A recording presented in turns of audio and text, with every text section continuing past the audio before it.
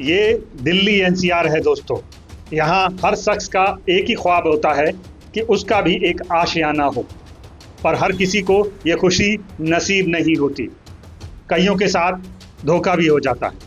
हर हाल में धरम सिंह छोकर, धरम सिंह छोकर, धरम सिंह छोकर, हरियाणा सरकार, हरियाणा सरकार, double engine, double engine. Mahira home sector 68 Gurgaon में घर बुक कराने वाले इन लोगों को देखिए। ये अक्सर जंतर मंतर पर इसी तरह विरोध प्रदर्शन करने आते हैं कि शायद कोई उनकी सुन ले। 2018 में शुरू हुआ यह प्रोजेक्ट रेरा से अप्रूव था और इन लोगों ने फ्लैट के लिए अपनी सारी किस्तें भी भर दी थी, पर आखिर में इन लोगों को मिले ये धक्के। मेरा नाम सचिन कुमार है जी। सचिन जी, बताइए कि ये माहिरा होम सेक्टर 68 गुरुग्राम, यहाँ आप जंतर मंतर में प्रदर्शन कर रहे हैं, मामला क्या है? देखिए, 2018 का ये प्रोजेक्ट है। प्रधानमंत्री आवास योजना के तहत ये प्रोजेक्ट आना था, रेरा से अप्रूव्ड था। डीटीसीपी चंडीगढ़ ने इसको लाइसेंस दिया था, यानी सभी तरह की औपचारिकताएं पूरा कर ली थी। इससे ज्यादा कोई सेफ प्रोजेक्ट नहीं था। हमने ये सोचकर निवेश किया था कि यहाँ पे बीच में सरकार है, हमारी मदद करेगी, हमारे साथ धोखा नहीं होगा। और उसका नतीजा क्या निकला? 7 साल बाद हम सड़क पे यहाँ धक्के खा रहे हैं, धूप और बारिश में। मुझे थोड़ा सा पूरी बात समझाइए। एक तो ये एरिया लोकेशन थोड़ा समझाइए, ये कहाँ पर है, कौन बिल्डर था, कौन पार्टी है, ये थोड़ा डिटेलिंग बताइए। 2018 में ये प्रोजेक्ट लॉन्च हुआ था। कहाँ पर लॉन्च हुआ? ये सेक्टर 68 गुड़गांव में लॉन्च हुआ था जी। टोटल 1497 फ्लैट बनने थे माहिरा सेक्टर 68 के अंतर्गत। अच्छा। ये प्रधानमंत्री आवास योजना के अंतर्गत प्रोजेक्ट था। इस प्रोजेक्ट के डायरेक्टर धरम सिंह छोकर, जो कि कांग्रेस के समालका से विधायक थे, उनका ये प्रोजेक्ट था।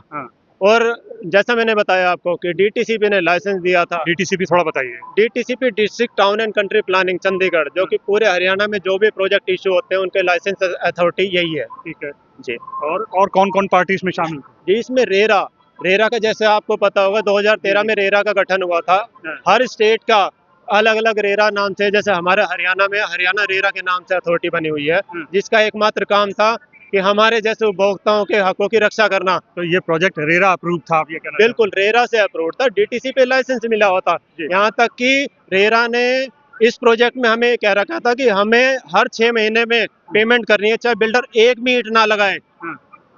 हमने पूछा भी था इस चीज का कि भाई हमने ये बिल्डर तो बना नहीं रहा प्रोजेक्ट। मैं यही जानना चाह रहा हूँ कि विवाद कब शुरू हुआ? विवाद शुरू हुआ जब 1 साल हुआ था प्रोजेक्ट बने हुए। 2018 में ये अप्रूव हुआ। 2019 से ही शुरू हो गया था कि हमें लगा था कि प्रोजेक्ट डिले चल रहा है। हम रेरा के पास शिकायत करने पहुंचे। रेरा में हमें ये जवाब मिला कि 4 साल तक तो तुम बिल्डर को कुछ बोल ही नहीं सकते। अच्छा। क्योंकि 4 साल ये तो मोदी की गारंटी है और सरकार की योजना है ये, इसमें तुम्हारे साथ कोई धोखा नहीं होगा।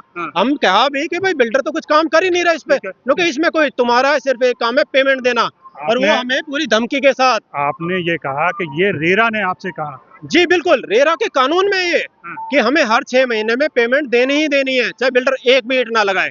तो फिर क्या हुआ? फिर उसके बाद क्या हुआ? उसके बाद जैसे जैसे टाइम बीतता रहा, हम आगे हमने सोचा कि चलो 4 साल तक हम वेट करना ही पड़ेगा। इस बीच में 3 साल में हमने 100% पेमेंट दे दी। अच्छा, और सर ये जो पेमेंट है, ये टोटल कितने बायर थे जिन्होंने? टोटल 1497 फ्लैट थे जी। अच्छा, इन 1497 फ्लैट्स का जो रेट थोड़ा सा मोटा मोटी बाइफरकेट कर सकते हैं? एक आइडिया यही लगेगा कि सबने एक एवरेज के औसत के हिसाब से 25 से 30 लाख रुपए हर बायर ने दिए हुए हैं, और 8% जीएसटी सरकार को दी हुई है। अच्छा जी, जीएसटी भी जमा है, पैसा भी पूरा जमा हो गया, और इसके बाद हम यहाँ धक्के खा रहे हैं। और ये बोर्ड पकड़ के बैठा हूँ, आप इस बोर्ड को जरा देखिए। मेरी हालत ये हो गई है कि मेरे पास इसके अलावा कोई अब चारा नहीं बचा है।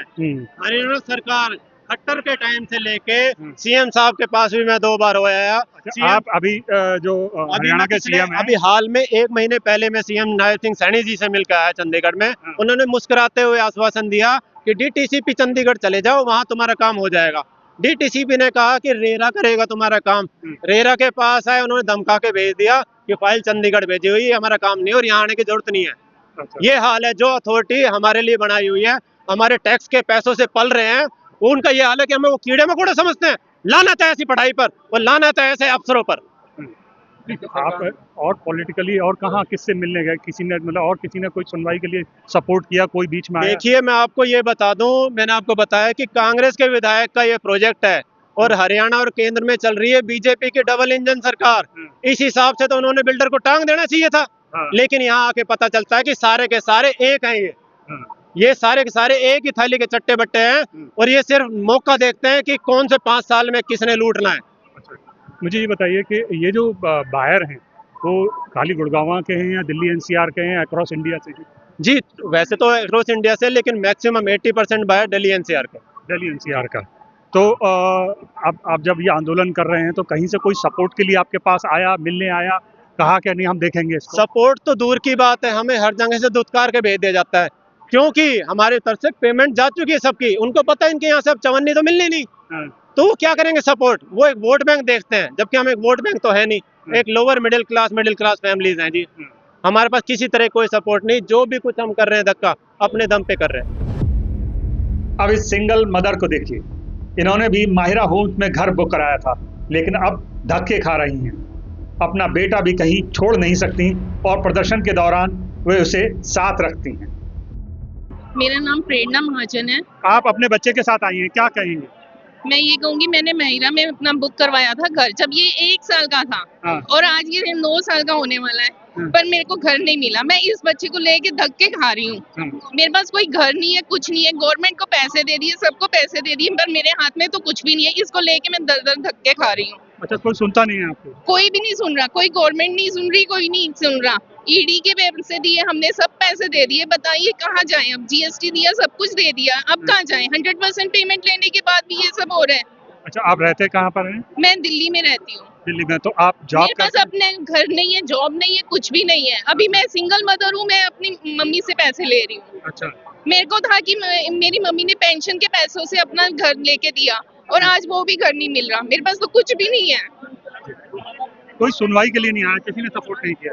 किसी ने सपोर्ट क्या करना? रेरा ऑफिस गए थे, वहाँ पे पुलिस वाले आके हमारे को धक्के मार के भी भगा दिया। अच्छा, कोई नहीं आया? कोई नहीं वहाँ पे। तो रेरा ऑफिस जाके देखो, हम पिछली बार गए थे तो धक्के मार के पुलिस वालों ने जबरदस्ती कहते हैं हम उल्टा केस कर देंगे आपके ऊपर। अच्छा, ये कह के हमारे को धक्के मार के भगा दिया वहाँ पे। अच्छा, हरियाणा सरकार से कोई मदद नहीं हुई? कहीं से अगर कोई मदद हुई होती तो आज हम यहाँ थोड़ना होते, हमारे पास घर होता। अच्छा, तो रूटीन में क्या मतलब अक्सर कर आप यहाँ महीने 2 महीने में आते हैं, इसी तरह प्रदर्शन करते हैं? कितनी बार आ चुके हैं हम, जंतर मंतर आ चुके हैं, रेरा हाउस जा चुके हैं, चंडीगढ़ जा चुके हैं, कई जगह जा चुके हैं, पर कहीं से कुछ नहीं हमारा सोल्यूशन निकला। कोई सुनवाई नहीं? अब मेरे को ये पता चल जाए कि मेरे को ये जवान होने तक घर मिलेगा या इसके जिंदा रहने तक मिल सकता है इसका घर? नहीं, मैं गवर्नमेंट से यही पूछूंगी, कोई तो सोल्यूशन होगा ना किसी चीज का। अब एक घर के लिए हम इतना, मतलब तुम लोग करोड़ों के घरों में बैठे हैं, हम 40-50 लाख के घर में भी नहीं बैठ सकते। यहाँ जब आप आते हैं तो आप और भी यहाँ लेडीज होंगी, महिलाएं? बहुत लेडीज हैं, कितनी 100-200 से ज्यादा ही होंगे लोग। अच्छा, कौन कौन सोल्यूशन है? किसी का तो सोल्यूशन निकले, कोई भी घर देने को। मेरा तो जे ब्लॉक में नींव तक नहीं डली हुई। अच्छा, बाकियों का टॉवर तो खड़े, मेरा तो नींव भी नहीं डली। मेरे को कहाँ से उम्मीद रखूं मैं? कोई उम्मीद नहीं रही? मेरे को तो ये था कि चल घर मिल जाएगा, उसके हम बेच के शायद पढ़ाई का कर दूं, किराया लेके मैं अपना खर्चा चला लूं, पर मेरे को तो कोई सोल्यूशन ही नहीं दिख रहा। धोखाधड़ी के शिकार ये फ्लैट बायर यहाँ वहाँ धक्के खा रहे हैं और हर ऑफिस से उन्हें फटकार भी मिल रही है। मेरा नाम मेघा है और मैंने 2016 में इस फ्लैट में जो प्रधानमंत्री आवास योजना के तहत स्कीम निकाली गई थी उसमें पैसा लगाया था, लेकिन हमें अभी तक फ्लैट तो दूर, हमें यहाँ पे सड़क पे धक्के खाने पड़ रहे हैं। 4 साल हो गए हैं। कभी कहते हैं आप डीटीसी ऑफिस में जाओ, कभी कहते हैं रेरा जाओ, रेरा वाले कहते हैं चंडीगढ़ में जाओ। पिछले मंथ भी हम रेरा ऑफिस में गए थे, काफी सारे बंदे थे वहाँ पे। तो वहाँ पे एक अरुण कुमार सर हैं जो रेरा के मतलब ऑफिसर हैं, उनसे हमारी बात हुई तो उन्होंने हमारे जो कह रहे 8 बंदों को बुलाना है, 8 बंदों को बुलाया, इतनी बेइज्जती करके उनको बाहर निकाला। मतलब ये बताओ कि हम अब जाए कहाँ? मुझे गवर्नमेंट से ये पूछना है, मोदी सरकार से ये पूछना है कि अब हम जाए कहाँ, हमारी क्या गलती है? मुझे ये पूछना है कि मतलब हमने 100% पेमेंट देने के बाद भी हम सड़कों पे धक्के खा रहे हैं। हम सब मिडिल क्लास से हैं और हम इतने परेशान हो रहे हैं, गर्मी में बच्चे हमारे यहाँ पे आ रहे हैं। क्या गवर्नमेंट को दिख नहीं रहा है? क्या सरकार सो रही है? कहाँ है वो मोदी सरकार जो हमेशा वोट लेने के लिए और टैक्स लेने के लिए? हम 100% टैक्स दे चुके हैं, 100% पेमेंट दे चुके हैं, तब भी हमारी कोई सुनवाई नहीं हो रही। आज हमें 4 साल हो गए सड़कों पे धक्के खाते हुए। हमारी गलती क्या है? मुझे तो लानत है ऐसी सरकार पे। मुझे तो ऐसी सरकार चाहिए ही नहीं, हमें तो चाहिए ही नहीं। और आगे से जो ये वोट मांगने के लिए आते हैं ना यहाँ पे कि हमें वोट दो, हम किसे वोट दें? हमने इसलिए वोट दी थी आपको कि हम यहाँ पे सड़कों पे धक्के खाते रहे। हमें आज 4 साल हो गए हैं। शर्म आनी चाहिए लोगों को। जो मोदी सरकार है, जो अमित शाह है, मैं तो सबको ही कहती हूँ, मेरे लिए तो सब मतलब धिक्कार है ऐसी सरकार पे। मुझे और कुछ नहीं कहना। इन पीड़ितों की लिस्ट बहुत लंबी है। इसमें अधिकतर नौकरी पेशा हैं, तो कई ऐसे भी हैं जो छोटा मोटा काम करते थे और अब इस घर की आस में अपनी सारी पूंजी लगा चुके हैं। मेरा नाम बलराम है जी। बलराम जी, ये बताइए कि माहिरा होम सेक्टर 68 गुरुग्राम का ये जो बिल्डर प्रोजेक्ट था 2018 का, इसमें क्या आपने भी घर बुक कराया था? हाँ जी, मैंने भी घर लिया था। यही समझ लीजिए कि प्रधानमंत्री के नाम पे आवास योजना थी, तो हम मिडिल क्लास के थे, लेकिन अब बिल्कुल मिडिल से नीचे पहुंचा दिए, गरीबी में पहुंचा दिए। क्योंकि हमने 2018 में बुक किया था ये फ्लैट, तो 2018 में बुक किया था, तो 2020 में कोरोना आ गया। कोरोना के टाइम पे जो हमने सोचा था लोन करवाएंगे, लोन से दुकान करता था मैं परचून की, तो मैं परचून की दुकान से किस्त भरते रहेंगे और भाई फ्लैट लेना, क्योंकि आजकल फैमिली बढ़ती जाती है, तो हम 2 भाई हैं, तो एक भाई इसमें रह लेगा, एक वहाँ रह लेगा। कुछ पैसे मैंने भाई से ले लिए। आप विकलांग हैं? हाँ जी, मैं विकलांग हूँ, मेरी मिसेज भी विकलांग है। और परचून की दुकान करता था मैं, तो उससे सोचा कि भाई दे दूंगा, कुछ भाई से घर का सौदा कर लिया, भाई इसके पैसे कुछ मुझे दे दो और मैं बाकी के पैसे मैं उसमें भर दूंगा। बाकी लोन करवा लिया मैंने। तो वो लोन करवाने के बाद में 2020 में कोरोना चल गया। कोरोना काल में बैंक ने पैसे देने से मना कर दिया, तो वो दुकान जो मैं परचून की करता था, वो परचून की दुकान का सारा सामान बेच दिया। कुछ मैं हैंडीकैप था, इसलिए मैं बाहर बाजार से सामान तो लाता नहीं था, क्योंकि पैरल ले जाता। तो उसके बाद ये रोक टोक होगी, भाई कोरोना से मर जाओगे, ये हो जाओगे, तो मेरे से साधन मिलते नहीं थे, तो मैं चलाया नहीं जाता था। तो वो दुकान मैंने बेच दी।